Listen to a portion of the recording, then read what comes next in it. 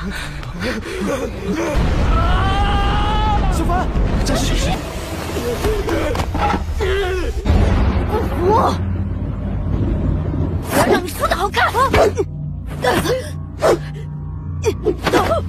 Kali ini Mimin mau menceritakan sebuah donghua yang berjudul Jade Dynasty. Secara garis besar, donghua Jade Dynasty ini mengkisahkan tentang bencana mengerikan telah menimpa Xiaofan. Ia menjadi salah satu dari 3 orang yang selamat dari tragedi desa Kuil Rumput.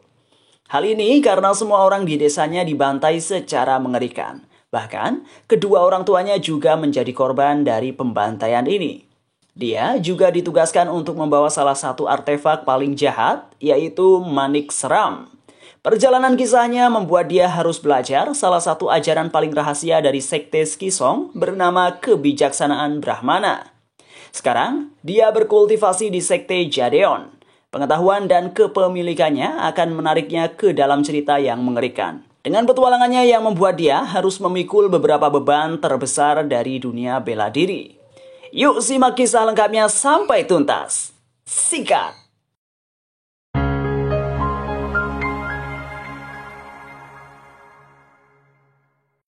Cerita dimulai dengan Xiaofan masih kecil. Kali ini adalah 98 kalinya Xiaofan menantang Lin Jingyu.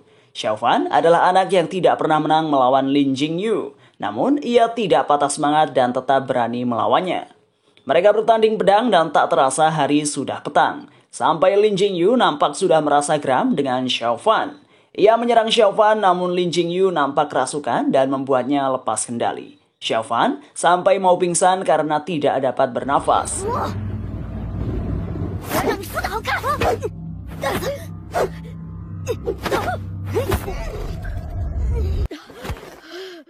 Beruntung ia ditolong oleh biksu. Sang biksu kemudian mengeluarkan nasihat untuk Xiaofan dan Lin Jingyu.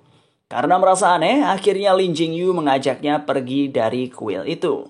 Scene berganti ke Xiaofan yang disuruh ibunya untuk mengantarkan bekal. Ketika di jalan ada asap hitam yang menyerangnya. Melihat seorang anak sedang dalam bahaya, biksu langsung menolongnya. Kemudian biksu Puzi bertarung dengan si iblis dengan hebatnya. Ketika menyerang Xiaofan, si iblis nampaknya telah meninggalkan kelabang ekor 7. Kelabang itu membuat biksu Puzi menjadi lebih lemah dan mudah kelelahan. Biksu Puzi semakin terpojok dan kesakitan. Si iblis sampai mengeluarkan jurus pamungkasnya bernama Raja Maya Darah Racun.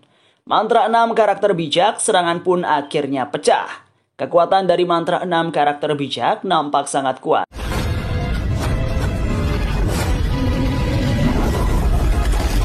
Dampak serangannya sampai ke hutan. Hingga akhirnya si iblis mengeluarkan senjatanya, teknik sejati pedang ilahi guntur milik sekte King Yun. Biksu Puzi sampai kaget. Biksu Puzi menahan serangan dari iblis dan membuat iblis sampai mundur. Namun, Biksu Puzi sangat sekarat dan membutuhkan pil penunda kematian.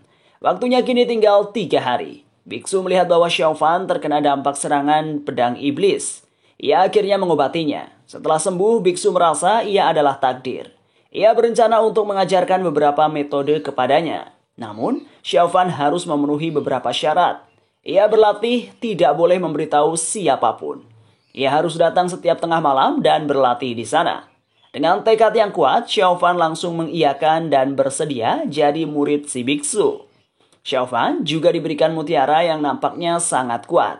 Ia harus mencari lembah terdalam dan membuangnya di sana. Biksu Puzi dari kuil Tianyin adalah namanya dan Xiaofan tidak boleh memberitahu kepada siapapun.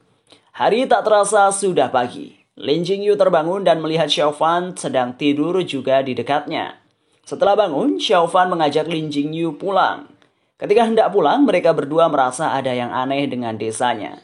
Keduanya berlari ke arah desa dan di perjalanan mereka melihat paman kedua Wang. Paman kedua Wang nampak sangat ketakutan. Ia berteriak ada hantu. Ada hantu. Xiaofan kemudian melihat sekitar. Ia sangat kaget karena semua warga desa mati dengan mengenaskan di sana. Ia langsung mencari orang tuanya dan ternyata ia melihat orang tuanya dan berteriak dengan histeris. Scene berganti ke Xiaofan yang bermimpi dengan sangat mengerikan. Ia bangun dan mencari keluarganya. Ketika Lin Jingyu melihat Xiaofan sudah bangun dan mencari keluarganya, ia langsung bangun dan memeluknya sambil menangis. Lin Jingyu menangis dan menjelaskan kalau keluarga mereka sudah tiada. Mereka berdua diajak ke sekte Qingyun oleh Xiao Yichai. Xiao Yichai melihat mereka berdua pingsan. Akhirnya ia membawa mereka berdua ke sektenya karena gurunya memiliki beberapa pertanyaan untuknya. Mereka berdua tiba-tiba dikagetkan oleh Kilin Air atau Ling Zun. Ia adalah binatang suci kuno yang ditaklukkan oleh leluhur Qingye ribuan tahun lalu. Ketua sekte Qingyun bernama Master Taoist Dao Xuan kini sedang menyelidiki kejadian yang ada di desa Chaomiao. Tragedi di sana hanya menyisakan 3 orang saja.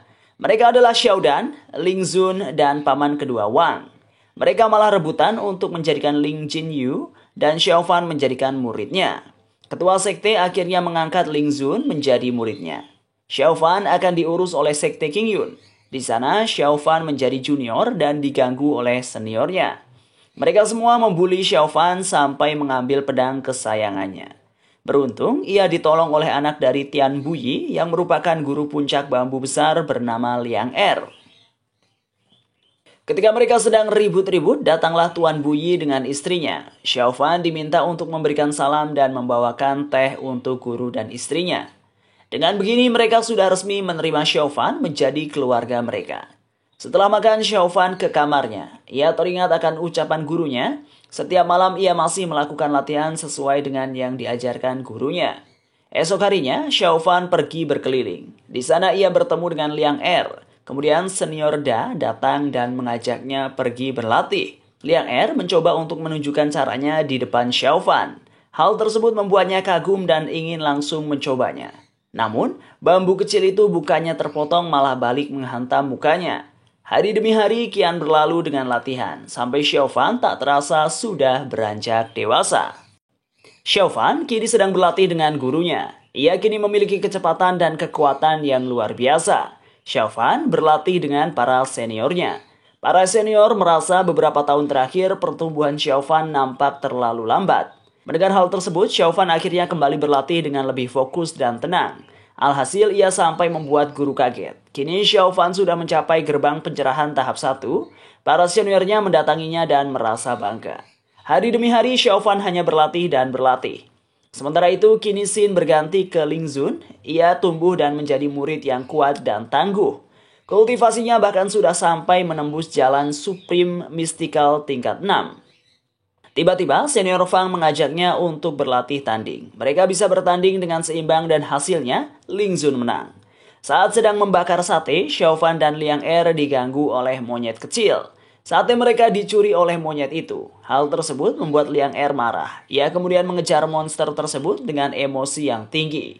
Hingga mereka tak sengaja jatuh ke lembah yang dalam. Liang Er terjatuh dan pingsan di sana. Sedangkan Xiao Fan membantu dengan mengikutinya melalui akar pohon yang menjulang ke bawah. Saat tiba di bawah, mutiara pemberian dari guru biksunya berdetak kencang. Mutiara tersebut membawa Xiao Fan ke danau yang ada di lembah. Di sana, Xiao Fan mendapatkan senjata yang sangat kuat berupa tongkat dengan energi yang meledak-ledak. Xiao Fan kini terbangun dan sedang dimarahi gurunya. Namun sang istri memintanya untuk berhenti dan meminta Xiao Fan untuk beristirahat. Si monyet ternyata membawa senjata Xiao Fan ke kamarnya. Sementara itu Liang Er juga datang dan melihat monyet tersebut. Karena sudah murka, Liang Er langsung menyerang monyet tersebut. Ia yang lincah berhasil menghindar hingga saat terakhir monyet terpojok dan Xiao Fan menolongnya. Monyet itu pun memberikan senjata Xiao Fan yang sudah dibawanya. Scene berganti ke malam hari, di mana Xiao Fan seperti biasa sedang berlatih. Begitu juga dengan Ling Zun, ia dengan rajin berlatih dengan gurunya hingga menjadi hebat. Guru melihat kemampuan pedang Ling Zun sudah sangat hebat. Ia pun memberikan pedang yang lebih kuat kepadanya. Kini, Ling Zun berlatih dengan menggunakan pedang yang baru. Ling Zun bahkan sudah bisa mengeluarkan naga dengan ilmunya yang sekarang. Melihat hal tersebut, guru sangat senang dan akhirnya mengajarkan teknik yang lebih tinggi. Namun tubuh Ling Zun tidak kuat menahannya dan ia pun pingsan. Berbeda dengan Ling Zun, Xiao Fan malah sekarang sedang masak dan menyiapkan hidangan makanannya. Scene berganti ke Ling Zun yang datang menemui sekte Qingmin. Di sana mereka merencanakan latihan tanding antar sekte. Liang Er nampak tertarik dengan senior Qi. Kedua orang yang sudah lama tidak pernah bertemu kini kembali melakukan tanding pedang kayu untuk melatih kekuatannya. Seperti biasa, Xiao Fan kalah dari Ling Zun. Melihat hal tersebut, Liang Er salah paham dan langsung menghajar Ling Zun. Ling Zun sudah mencoba untuk menjelaskan dan Xiao Fan juga mencoba menghentikannya. Namun, Liang Er malah makin menjadi-jadi. Mendapatkan serangan terus-menerus, Xiao Fan nampak emosi dan mengeluarkan kekuatannya. Pertarungan semakin sengit. Xiao Fan yang mencoba untuk melerai keduanya malah mental karena kekuatan keduanya sangat besar. Hingga tibalah senior Qi yang melerai mereka. Ayah dan ibu Liang Er juga datang bersama dengan para senior Xiao Fan. Mereka nampak kecewa dengan Xiao Fan yang terima dengan kekalahannya dan itu sudah terjadi dari mereka masih kecil. Sebelum pamitan, senior Qi memberikan mutiara yang bagus untuk kulit wanita. Ling Zun dan senior Qi akhirnya kembali dan memberikan salam kepada semuanya. Scene berganti ke malam hari di kamar Xiao Fan. Liang Er datang dan menanyakan kekalahan dari Ling Zun yang sudah terjadi sejak tadi. Melihat Xiao Fan lambat pergerakannya, ia memberikan kitab aliran mistikal. Mengetahui hal tersebut, Xiao Fan malah ketakutan dan melepaskan gulungan itu. Ia takut akan dimarahi bunda. Sementara yang lain berlatih untuk kompetisi. Xiao Fan juga berlatih sendiri, namun gangguan demi gangguan kian datang. Xiao Fan nampak murung karena tidak bisa ikut dalam kompetisi. Scene berganti ke Ling Zun, semakin besar ilmunya, semakin tinggi tanggung jawabnya. Scene kemudian berganti ke salah satu anggota yang kecelakaan. Ia ternyata adalah senior kelima. Ia menunjukkan skillnya kepada Xiao Fan terkait skillnya yang sekarang. Scene berganti ke lokasi yang akan digunakan untuk pertandingan. Semua murid dan guru yang akan bertanding berkumpul. Pertunjukan untuk membuka pertandingan serta pidato seperti biasa sudah dilakukan. Kini, secara resmi pertunjukan dimulai.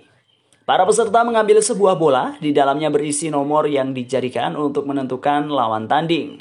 Murid-murid semakin sedikit yang lolos. Tiba waktunya Liang Er melawan senior yang sudah mengalahkan dua master. Liang Er sempat terpojokan dan tidak berdaya. Namun, tongkat milik Xiao Fan tiba-tiba bereaksi dan membantu Liang Er. Hingga akhirnya Liang Er menang dan mereka semua pasti senang. Pertarungan Liang Er cukup membuat penasaran, namun pertarungan setelahnya lebih membuat mereka penasaran. Xiao Fan yang sedang ngobrol dengan Liang Er ditarik untuk mengikuti pertandingan Lu Shuqi melawan Fang Chao. Mereka begitu kuat dan percaya diri. Keduanya bergerak menyerang dan bertahan dengan sangat cepat. Namun, serangan kuat dari Fang Chao berhasil dihindari dan dikalahkan dengan mudah oleh Lu Shuqi. Cheng Susu dari puncak angin yang sedari tadi deket-deket terus dengan Xiao Fan dipanggil untuk bertanding. Tak terasa, hari sudah sore mengamati papan nama yang digunakan untuk pertandingan.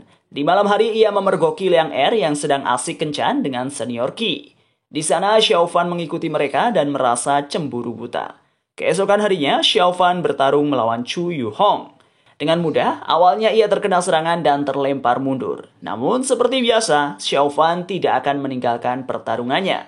Ia bangkit dan menantang Chu Yu Hong. Pedang miliknya sampai patah dan ia masih belum ingin menyerah. Kini Xiao Fan menggunakan senjata pusaka yang ia dapatkan dari lembah. Melihat Liang Er yang sedang asik berduaan sambil jalan-jalan dengan senior Qi, Xiao Fan langsung marah dan berubah. Ia menjadi lebih kuat dan cepat, namun musuhnya kini bukanlah lawan yang mudah diremehkan. Berkali-kali Xiao Fan kesusahan, namun ia akhirnya mengeluarkan kekuatan besar dari tongkatnya dan menang. Kemenangannya nampaknya menjadi dampak yang besar bagi sekte. Xiao Fan juga mendapat nasihat dari gurunya. Scene berganti keesokan harinya. Di lokasi pertandingan, seperti biasa, Shushu datang untuk memperingatkannya dan mending mengalah saja daripada terluka. Sebelum bertanding, Xiao Fan mengingat waktu latihan bersama dengan teman dan gurunya. Peng Chang dari puncak angin kini menjadi lawannya. Seperti biasa, senjata Xiao Fan menjadikannya mudah untuk diremehkan. Peng Chang menyerang Xiao Fan dengan kekuatan api yang membara. Menerima serangan api yang sangat besar, Xiao Fan kini masih bertahan dan tidak mau menyerah. Di tengah pertarungannya, semua orang teralihkan dengan suatu pertandingan besar. Di sisi lain ada pertandingan dari Liang Er dan Lu Shuqi. Pertandingan para ciwi-ciwi OP. Pertandingan dimulai, Liang Er awalnya bisa mengungguli musuhnya. Namun ketika musuhnya serius, ia akhirnya bisa dikalahkan dengan mudah. Saat melihat anaknya bertanding dan kalah, sang guru hanya bisa ngoceh-ngoceh saja. Ia tiba-tiba didatangi oleh Xiao Fan yang sedang terluka parah. Melihat hal tersebut, sang guru langsung bertanya, siapa yang mengalahkan dan membuatmu sampai terluka parah? Kenapa tidak mengalah dalam pertandingan? Dengan sisa tenaga, Xiaofan bilang kalau ia adalah pemenangnya. Kini, Xiaofan berhasil lolos ke babak selanjutnya, babak semifinal. Malam hari, Xiaofan terbangun dan mendapati Liang Er sedang menangis di dekat danau. Ia nampak sedang bersedih karena ayah dan ibunya malah memarahinya. Xiaofan sempat terluka dan tidak bisa bangun. Namun, keesokan harinya ia tetap melanjutkan pertandingannya di semifinal. Tiba waktunya untuk Xiaofan melawan si cantik Lu Shuqi. Tubuh Xiaofan masih belum pulih, namun ia tetap melanjutkan pertandingan. Perkembangannya sungguh pesat. Walaupun di awal ia sangat kesusahan dan terpukul jatuh, Xiaofan masih tetap melanjutkan pertandingan. Ia sampai muntah darah namun masih tetap berdiri. Serangan demi serangan kuat dari Lu Shuqi ia terima, namun di akhir ia menjadi sangat kuat dan bisa memukul mundur Lu Shuqi. Hingga akhirnya Lu Shuqi mengeluarkan senjata yang digunakan untuk membunuh guru biksu Puzi. Ia mengeluarkan teknik sejati pedang ilahi guntur. Xiaofan datang dan hendak menyerang. Namun ketika mau mencapai Lu Shuqi, ia melepaskan senjatanya dan teringat kepada Liang Er. Alhasil, ia terkena serangan dari sambaran petir dan akhirnya kalah. Ia bahkan terlempar jauh dan akhirnya sang guru turun tangan dengan menyelamatkannya dan membawanya pergi. Kini, kondisi dari Xiaofan sangat buruk. Guru bahkan mengeluarkan banyak esensi sejati. Setelah berhari-hari, Xiaofan akhirnya bangun. Lu Shuqi nampak sedang galau mengingat pertandingannya dengan Xiaofan. Keesokan harinya, di final, ia harus menerima kekalahan. Kembali ke Xiaofan, kini ia sudah terbangun dan berjalan-jalan di hutan bambu demi menenangkan pikirannya. Kini, ketua sekte dan para pemimpin sekte sedang berdebat hebat. Mereka berencana untuk memurnikan senjata dari Xiaofan karena merupakan senjata dari aliran iblis. Ketua sekte memerintahkan Xiaofan untuk turun gunung dan hidup dengan anugerah kultivasi dari sekte Qingyun. Sementara ini ia tidak diperbolehkan menggunakan senjatanya. Ketika hendak pergi, ia merasa seperti 5 tahun lalu ia datang ke sini. Xiaofan dan ketiga orang yang lolos semifinal ditugaskan untuk turun gunung. Mereka pergi dengan menggunakan teknik pedang, namun Xiaofan menggunakan kembali senjatanya. Mimin sempat bingung ini, karena ketua bilang gak boleh dipakai, tapi dia pakai lagi. Jadi Mimin simpulkan kalau Xiaofan tidak boleh menggunakan kembali senjata iblisnya. Mereka akhirnya pergi bersama. Hingga tibalah mereka di suatu tempat, di sana mereka masuk ke dalam kota Heyang. Kini mereka mampir untuk makan di tempat terbaik di sana. Rombongan Xiaofan akhirnya makan dengan lahapnya di sana. Ketika para pelayan sedang menyajikan makanan dan menjelaskan makanan mereka dengan kualitas tinggi, datanglah si nona cantik bernama Biao. Setelah ngoceh panjang lebar dan menimbulkan masalah, akhirnya makanan mereka diberikan gratis kepada para pelanggan. Ketika tidur, Xiaofan mimpi dicekik dan ditahan oleh para iblis di dalam lautan darah. Ia juga mimpi tenggelam di lautan tak berujung. Ketika terbangun, ia merasakan sakit di kepalanya. Akhirnya, ia keluar untuk jalan-jalan. Ketika sedang jalan-jalan, ia bertemu dengan si cantik Baiyao. Mereka sedikit berbincang dan Baiyao nampaknya sangat kagum kepada Xiaofan. Baiyao ternyata adalah seorang putri. Ia sedang galau dan memikirkan banyak hal. Scene berganti ke 4 orang yang melanjutkan perjalanan mereka. Mereka tiba-tiba diserang oleh kelelawar yang banyak. Mereka sempat kewalahan dan akhirnya mereka ditolong oleh biksu sekitar. Ketika perjalanan menuju goa, lagi-lagi mereka dihadang dan bertarung dengan musuh.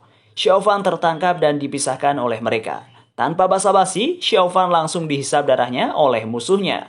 Lausan, iblis yang menghisap darah Xiaofan ternyata malah mati di tempat. Akhirnya, mereka melanjutkan perjalanan sesuai dengan tujuan mereka.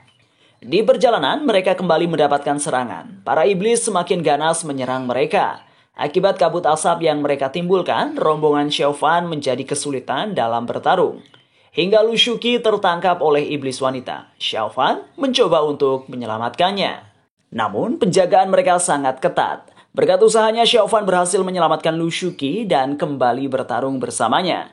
Pertarungan 2 lawan 3 semakin sengit, hingga akhirnya iblis mengeluarkan teknik mata merah iblis.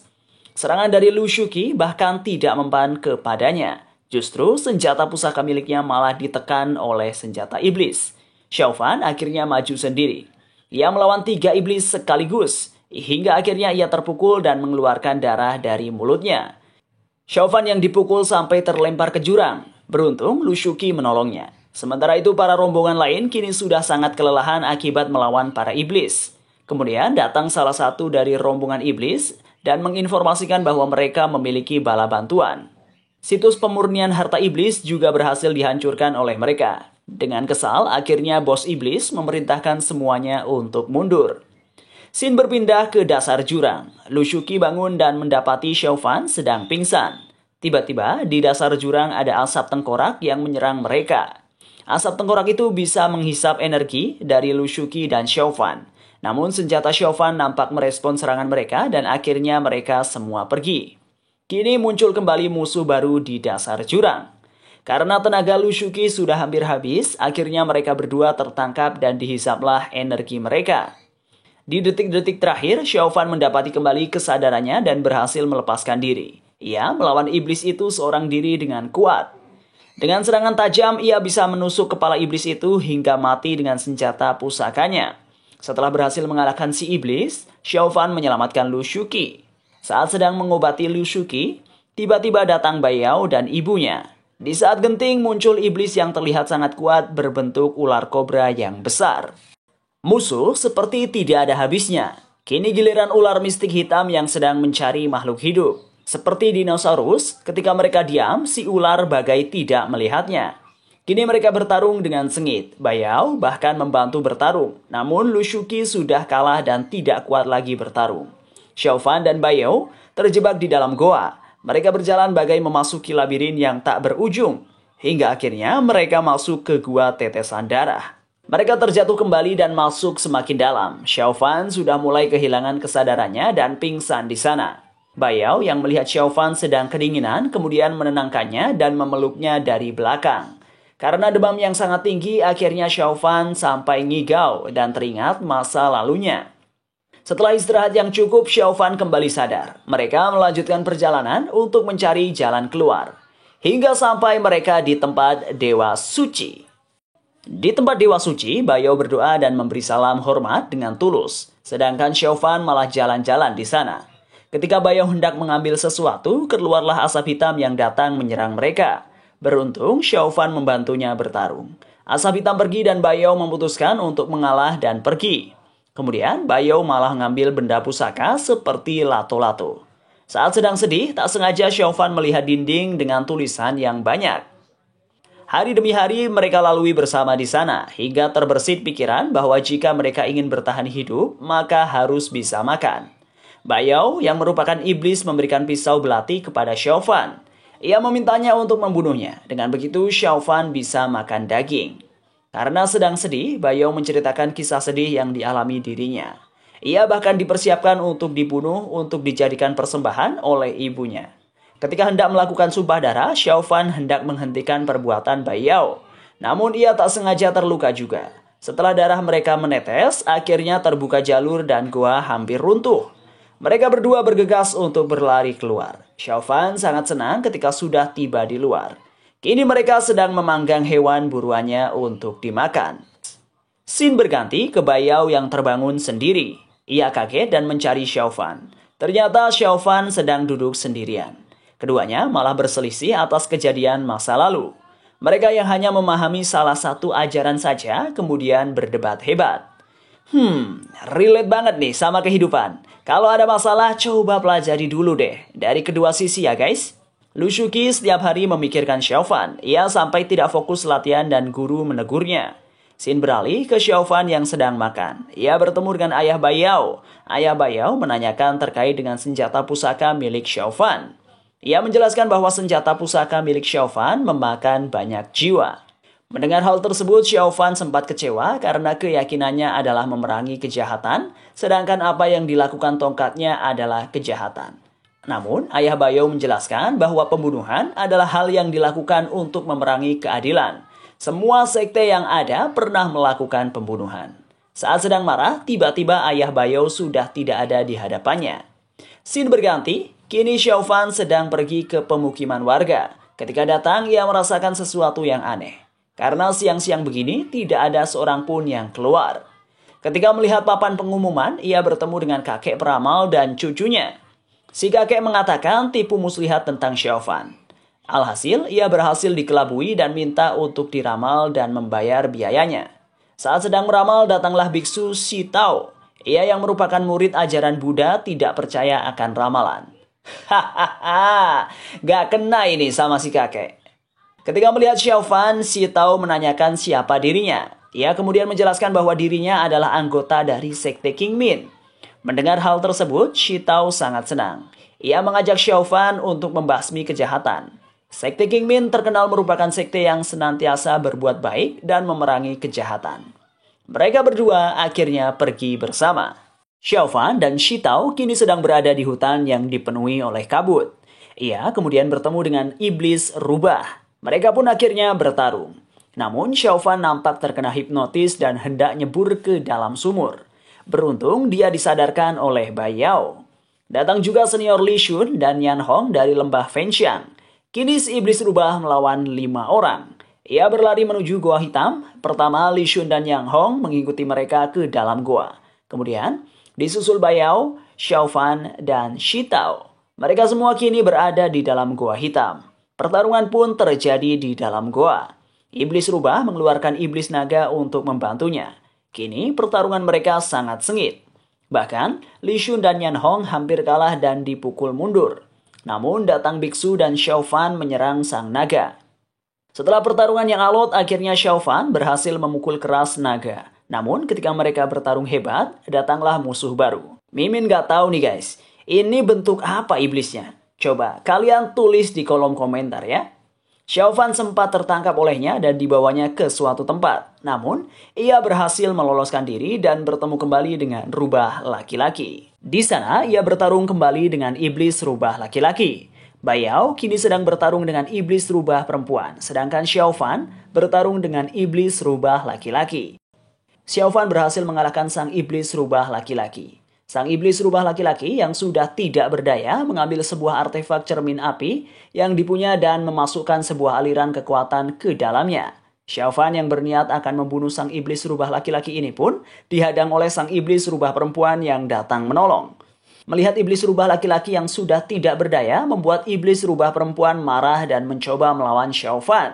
Tapi iblis rubah laki-laki pun melarang iblis rubah perempuan untuk melawan Xiaofan. Kisah sedih terjadi antara iblis rubah laki-laki dan perempuan. Sang rubah perempuan pun mati bunuh diri setelah memasukkan cermin api ke dalam dirinya. Rubah laki-laki yang sudah tidak kuat lagi untuk bertahan hidup memberikan Xiaofan sebuah cermin api misterius sebagai hadiah perpisahan darinya. Cermin api misterius ini merupakan harta tertinggi dari ras rubah. Dengan perasaan sedih, Xiaofan meninggalkan iblis rubah di dalam kawah gunung berapi bersama Bai Yao dan sang biksu.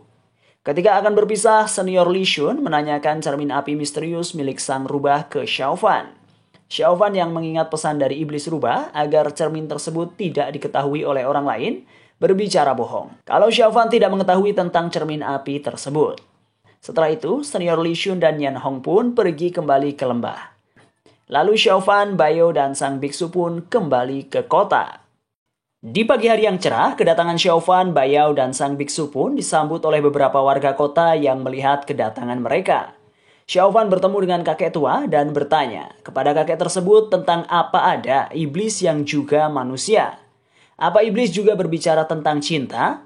Lalu pertikaian antara kebaikan dan kejahatan? Kakek pun menjawab pertanyaan Xiaofan. Tapi ketika kakek belum selesai menjawab semua pertanyaan dari Xiaofan, datanglah Bai Yao dan mencoba membawa pergi Xiaofan. Karena menurut Bai Yao, itu semua hanyalah omong kosong belaka. Malam hari saat hujan turun, Xiaofan melihat Bai Yao yang berada di bawah pohon sedang memandangi langit lalu menghampirinya. Mereka pun berbincang-bincang di bawah turunnya hujan. Selesai berbincang-bincang, Xiaofan yang berjalan pergi meninggalkan Bai Yao tiba-tiba diserang oleh You Yi. Serangan itu pun berhasil dihentikan oleh Bai Yao tanpa diketahui oleh Xiaofan. Bai Yao pun pergi bersama You Yi. Esoknya, Xiaofan dan biksu berada di sebuah rumah makan. Kemudian, sang biksu pun pamit pergi dari Xiaofan. Xiaofan pun juga melanjutkan perjalanannya seorang diri ke Gunung Liubo. Malam harinya, Xiaofan yang sudah sampai di Gunung Liubo melihat sebuah pertarungan dan mencoba untuk membantu. Ternyata di pertarungan tersebut banyak sekali musuh Xiaofan, hingga akhirnya mereka menyerang Xiaofan. Pertarungan sengit pun terjadi antara Xiaofan dan beberapa musuhnya. Dalam keadaan terpojok, datanglah para kakak senior Xiaofan yang datang membantunya.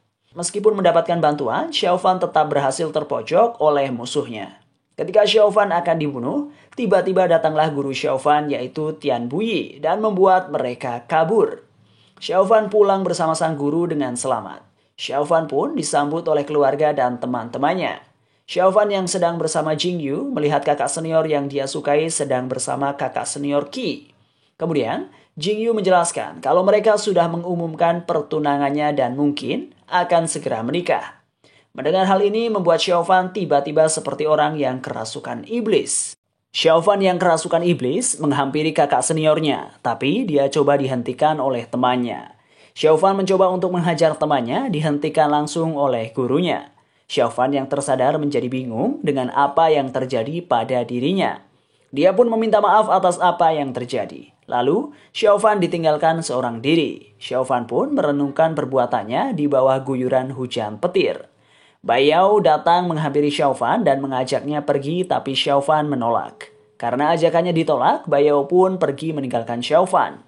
Esoknya, Xiaofan yang tidak beranjak pergi dari tempatnya didatangi oleh sang guru. Dia pun dinasihati oleh sang guru. Mendengar nasihat sang guru membuat Xiaofan sadar. Lalu, sang guru pun memberikannya sebuah misi. Xiaofan yang masih dalam keadaan sedih menjalankan misinya bersama dengan kakak seniornya. Melihat Xiaofan yang belum bersemangat, kakak senior perempuannya mencoba menghibur Xiaofan. Kemudian mereka berdua masuk ke dalam sebuah gua dan melihat Bai Yao sedang berdiskusi tentang Raja Hantu bersama dengan musuh-musuh Xiaofan. Ada sosok pria bertopeng yang mencoba membuat perselisihan coba dihentikan oleh Bai Yao. Pertarungan antara pria bertopeng dan Bai Yao pun terjadi. Ketika bertarung, pria bertopeng ini mengeluarkan sebuah pedang 7 bintang. Melihat hal ini membuat Bai Yao menyadari kalau pria bertopeng ini adalah mata-mata yang dikirim oleh sekte King Yun. Pria bertopeng ini pun mencoba kabur dan dikejar oleh Bai Yao. Xiaofan dan kakak seniornya yang melihat ini pun mengikuti Bai Yao yang sedang mengejar pria bertopeng tersebut.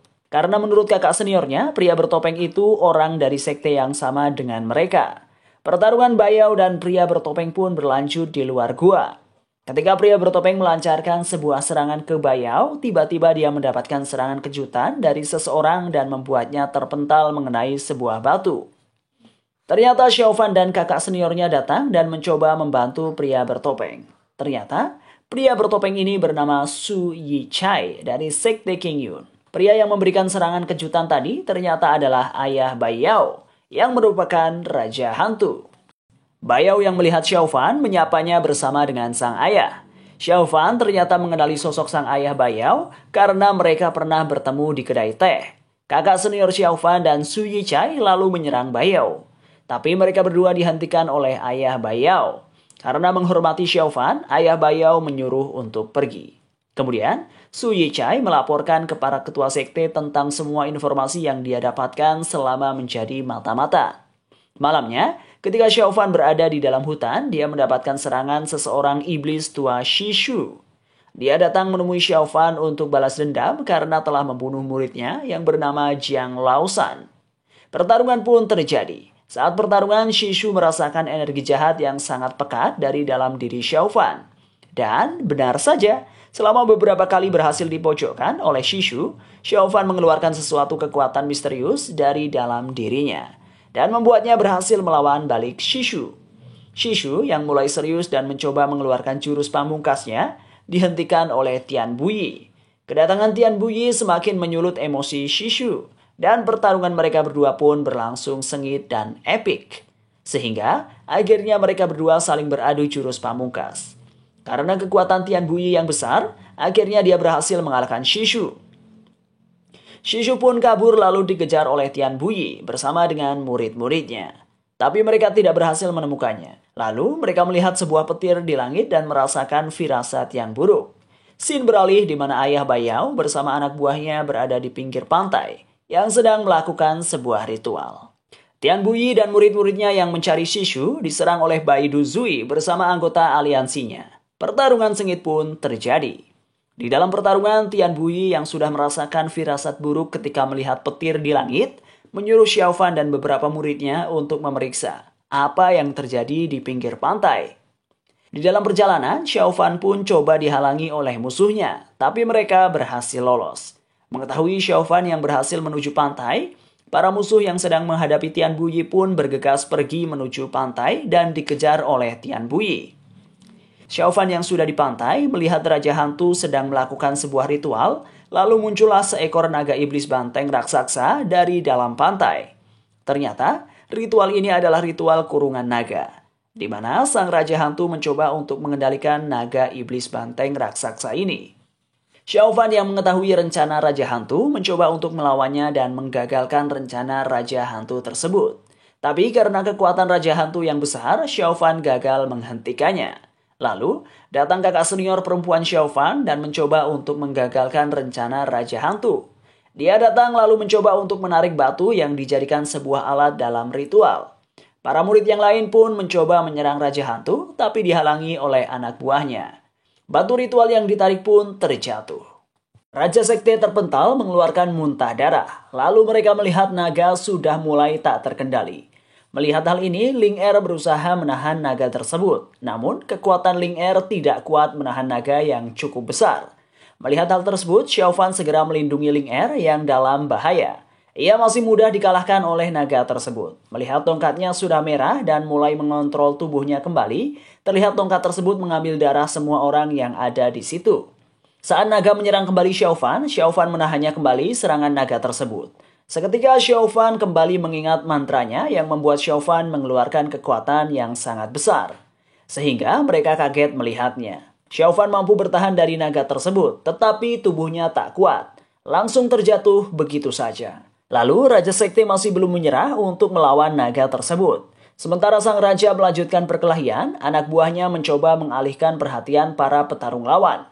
Baku hantam kedua belah pihak tak terhindarkan lagi. Memanfaatkan peperangan yang terjadi, Raja Sekte kembali menyempurnakan mantra. Hingga akhirnya, Raja Sekte berhasil menaklukkan naga jahat dan memasukkan ke dalam gentong yang ia bawa. Melihat Raja Sekte berhasil mengalahkan naga tersebut, membuat rombongan musuh memilih untuk pergi. Scene berpindah. Xiao Fan mendapat dukungan dari Guru Tian karena menggunakan mantra itu untuk melawan naga itu. Tetapi di mata Guru Changsong, dia tetap melakukan kesalahan fatal, sehingga perdebatan di antara guru tak terhindarkan. Tiba-tiba muncul biksu botak yang meluapkan emosinya, karena mantra sakral dari kuil Tianyin digunakan Xiao Fan dan ingin mendapatkan keadilan. Sementara tongkatnya disita barangkali disalahgunakan kembali. Di sisi lain, ada seorang anak kecil yang tengah dibuli sampai ia tersungkur. Bahkan lehernya dicekik sehingga sulit untuk bergerak. Ternyata itu hanya sebuah halusinasi yang dialami Xiao Fan selama ia terbaring di kasur semenjak ia melawan naga. Ia telah diamankan di kota Change demi menghindari kejaran orang yang akan memburunya. Meski baru siuman, Xiao Fan langsung teringat dengan tongkatnya yang telah diamankan. Tiba-tiba, para petinggi sekte Qingyun menyeretnya untuk diadili. Bai Yao diam-diam mengikutinya. Berhubung proses persidangan akan dilakukan beberapa hari mendatang, Xiao Fan harus menjalani masa pengasingan di sebuah rumah yang telah dipersiapkan. Tiba-tiba, ia dikejutkan dengan monyet yang tiba-tiba menghampirinya. Di lain sisi, Bai Yao berupaya untuk menemui Xiao Fan dengan cara kabur dari rumah. Tetapi ia ketahuan oleh seseorang yang berpakaian berwarna ungu. Ia melarang Bai Yao untuk kabur dari rumah karena Xiao Fan semata. Bai Yao diperingati bahwa Xiao Fan telah melakukan 2 kesalahan besar. Sementara itu, bapak-bapak gondrong melakukan ritual yang didampingi oleh murid-muridnya. Lalu ritual ini berjalan dengan lancar. Tapi ritual ini membutuhkan tumbal yang mengorbankan beberapa nyawa muridnya. Ketika ritual berhenti sejenak, datanglah seorang dewa racun bersama seorang cewek yang memuji bapak-bapak gondrong ini. Ritual ini mendatangkan seorang yang bernama Yu Yanzi. Di pagi hari yang cerah, Ketua Master Biksu Pu Hong datang berkunjung ke Sekte Qingyun dan disambut oleh Taois Dao Shua. Tidak lama kemudian datang Sang Guanche dari lembah fencing yang diperintah oleh Ketua Yua Yilanzuo untuk bertemu dengan Ketua Sekte Dao Xuan. Di dalam hutan terlihat Raja Hantu datang mengunjungi seniornya yang sedang duduk sendirian sambil menikmati secangkir anggur. Kedatangannya Raja Hantu adalah untuk meminta seniornya untuk memimpin aliansi melihat situasi yang sudah semakin kacau. Tapi senior mencoba menolaknya, karena dia sudah terlalu tua dan tidak begitu ingin untuk menjadi seorang pemimpin. Raja Hantu pun terus mencoba mengajaknya agar seniornya mau ikut bergabung dan memimpin pasukan aliansi. Xiaofan yang sedang melamun di rumahnya didatangi oleh seniornya. Kedatangannya ini karena dia disuruh oleh gurunya untuk memberitahu Xiaofan kalau besok pagi ketua sekte ingin bertemu dan bertanya dengan Xiaofan di aula Yuking di puncak Tongtian. Xiaofan pun pergi ke gunung belakang untuk menenangkan pikirannya dan dia bertemu dengan Bai Yao. Melihat kehadiran Bai Yao membuat dia khawatir dengan keselamatan Bai Yao. Tapi Bai Yao berusaha meyakinkan Xiaofan kalau tidak akan terjadi apa-apa. Xiaofan pun akhirnya meminta Bai Yao untuk menemaninya. Mereka pun saling bercerita dan curhat tentang banyak hal. Setelah curhat panjang lebar, Bai Yao mengajak Xiaofan untuk pergi bersamanya. Tapi Xiaofan menolaknya dan pergi dari hadapan Bai Yao. Malam harinya, semua aliansi Raja Hantu yang berada di dalam hutan sedang melakukan sebuah ritual. Dalam ritual ini, Raja Hantu mengorbankan beberapa orang untuk dijadikan sebuah tumbal. Setelah selesai, Raja Hantu pun berpidato di hadapan semua pasukan aliansi, sehingga membuat seluruh pasukan bersemangat untuk memusnahkan sekte Qingyun dan membangkitkan ajaran suci. Malam harinya saat hujan turun, terlihat Taoist Dao Xuan sedang berdiri di atas tebing. Besoknya, Xiaofan datang bersama gurunya ke aula Yuking. Di sisi lain, Raja Hantu yang datang bersama pasukan aliansinya mencoba masuk ke sekte Qingyun. Tapi mereka tidak bisa masuk karena ada sebuah penghalang. Raja Hantu mencoba untuk menghancurkan penghalang tersebut, tapi gagal. Lalu, senior yang ikut bergabung dan menjadi pemimpin pasukan aliansi berhasil menghancurkan penghalang tersebut. Akhirnya, seluruh pasukan aliansi Raja Hantu pun berhasil memasuki sekte Qingyun. Xiaofan yang berada di dalam aula ternyata sedang diadili oleh Taoist Dao Xuan dan beberapa ketua karena melanggar peraturan sekte Qingyun. Ketika akan memutuskan hukum yang pantas untuk Xiaofan, para ketua pun sempat berdebat. Hingga akhirnya Taoist Dao Xuan memutuskan hukuman guntur untuk Xiaofan. Mendengar hukum ini, semua orang terkejut. Lalu, beberapa orang mencoba memohon ke Taoist Dao Xuan untuk merubah keputusan tersebut. Taoist Dao Xuan menerima sebuah informasi kalau ada orang yang berhasil menghancurkan penghalang. Dia pun bergegas pergi dari aula. Dao Xuan yang pergi keluar dan melihat kekacauan menyuruh muridnya untuk mengatasinya. Dao Xuan yang kembali ke dalam aula ditanya oleh ketua tentang hukum yang akan diterima oleh Xiaofan. Dao Xuan kemudian mengambil tongkat milik Xiaofan, tapi di dalam tongkat itu ada seekor kelabang 7 ekor. Dao Xuan pun terkena racun kelabang tersebut. Di saat itu, Dao Xuan ditusuk oleh salah satu ketua bernama Chang Song yang ternyata sudah merencanakan semuanya dan mengkhianati Dao Xuan. Di luar aula terjadi pertarungan sengit antara murid Dao Xuan dan pasukan aliansi Raja Hantu yang coba untuk menerobos masuk ke dalam aula. Di dalam aula, Chang Song pun menjelaskan tujuan sebenarnya ke semua orang yang berada di dalam aula. Dan ternyata Chang Song sudah bekerja sama dengan Raja Hantu. Lalu datanglah murid Dao Xuan dan memberitahu kalau aliansi Raja Hantu sedang menyerang. Karena Dao Xuan yang terluka, ia memerintahkan Tian Buyi untuk mengatasinya. Tian Buyi pun langsung menyuruh beberapa muridnya untuk menjaga sekte Yuking. Lalu dia pun melawan Chang Song. Para ketua lain pun menyuruh murid-muridnya untuk membantu menjaga sekte Yuking. Keadaan menjadi semakin kacau. Sangguan ternyata juga berkhianat dengan menusuk Master Biksu Puhong. Sangguan yang sudah membunuh Biksu Puhong datang menyerang Dao Xuan. Lalu datanglah Jingyu dan Xiaofan menyuruh Dao Xuan untuk pergi. Sangguan yang melawan Jingyu berhasil membuatnya terpojok. Dalam keadaan terpojok, tiba-tiba datanglah senior Jingyu dan dia berhasil mengalahkan Sangguan. Raja Hantu pun datang menemui Chang Song yang sedang bertarung melawan Tian Buyi. Tanpa basa-basi, Tian Buyi langsung menyerang Raja Hantu, tapi dia mendapatkan perlawanan dari Chang Song. Kemudian, anggota sekte yang melihat Raja Hantu pun bergegas melawannya. Raja Hantu yang memiliki kekuatan luar biasa dengan mudahnya mengalahkan anggota sekte yang menyerang itu. Jingyu yang berhasil melewati hadangan Sangguan pun bergegas menyusul Xiaofan. Jingyu pun bertemu dengan Xiaofan yang sedang bersama dengan senior Lu dan mereka bergegas pergi untuk membantu yang lainnya.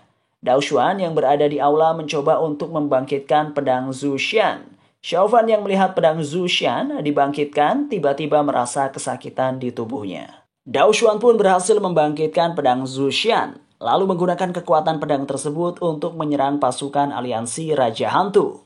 Akhirnya, Dao Xuan dengan kekuatan pedangnya itu berhasil mengalahkan pasukan aliansi Raja Hantu dan membuat Raja Hantu untuk mundur dari pertarungan tersebut.